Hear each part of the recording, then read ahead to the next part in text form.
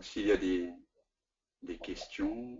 Je propose qu'on ouvre aux questions, chers amis présents. Si vous avez des questions à poser à Dan. Si j'ai bien compris, l'âme, c'est nous. Elle est animée parce qu'elle est dans notre corps en vie. J'entends aussi que l'âme est au-delà de la vie. À quel moment l'âme fait partie de nous? L'âme est-elle universelle et va d'office, sans distinction, d'être vivant à être vivant? Merci. Ben, en fait, j'ai jamais rencontré d'âme. C'est pas. Il faudrait que tu m'expliques un petit peu ce que c'est que cette âme. On nous a dit qu'il y avait une âme individuelle, etc. On nous a dit qu'il y a une conscience individuelle. Mais lorsque vous pointez le doigt, vous retournez le doigt à 180 degrés vers vous-même, cet espace que vous découvrez dans l'instant, là maintenant, au-dessus de vos épaules, et qui est conscient de tout ce qu'il perçoit, n'a pas de forme particulière. Pour moi, la conscience n'est pas séparée. Il y a une conscience.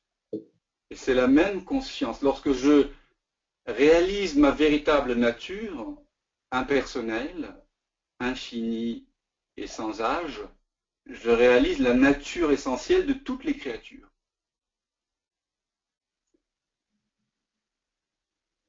Quand vous vous posez la question, qu'est-ce que c'est que cela qui est conscient de toutes mes expériences, que ce soit les perceptions ou les pensées, je découvre qu'il y a une présence ici maintenant.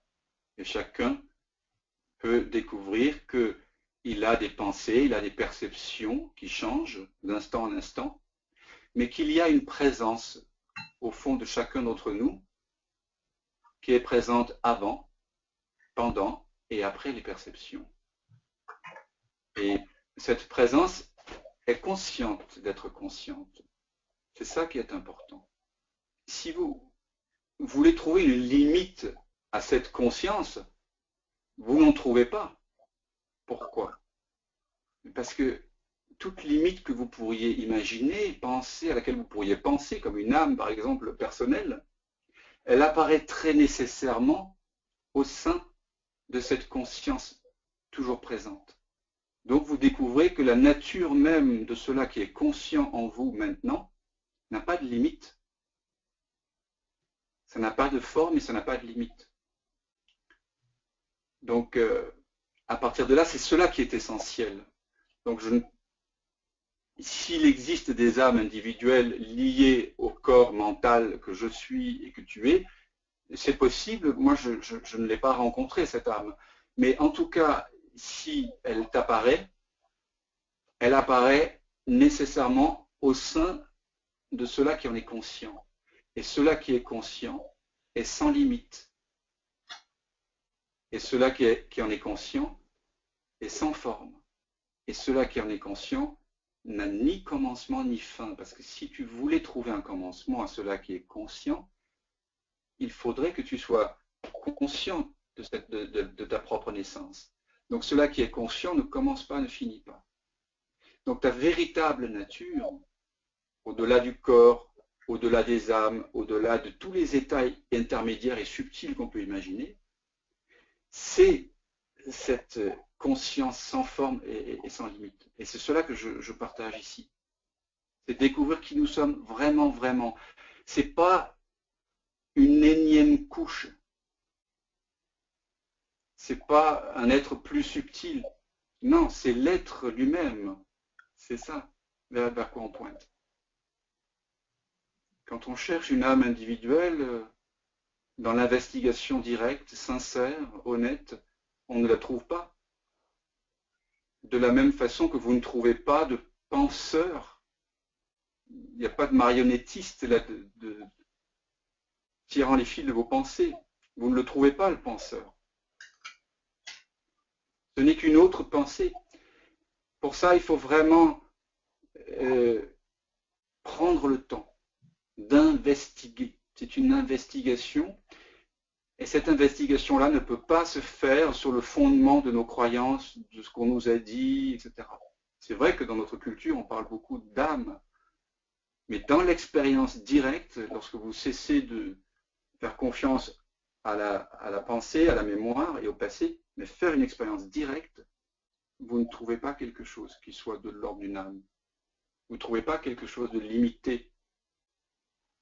En ce moment, ce qui entend ces mots, ce qui est conscient des sensations que vous percevez, des sons que vous entendez, n'a pas de limite. Vous ne pouvez pas les localiser. Vous ne pouvez pas dire ce que c'est. Ça ne peut pas se connaître de façon objective. Il y a un très beau texte, encore une fois, dans la Kena Upanishad, qui dit « Ce n'est pas ce que les yeux voient, c'est ce par quoi l'œil voit. Tel est le Brahman, c'est-à-dire telle est la réalité, et non cela qu'on honore comme tel.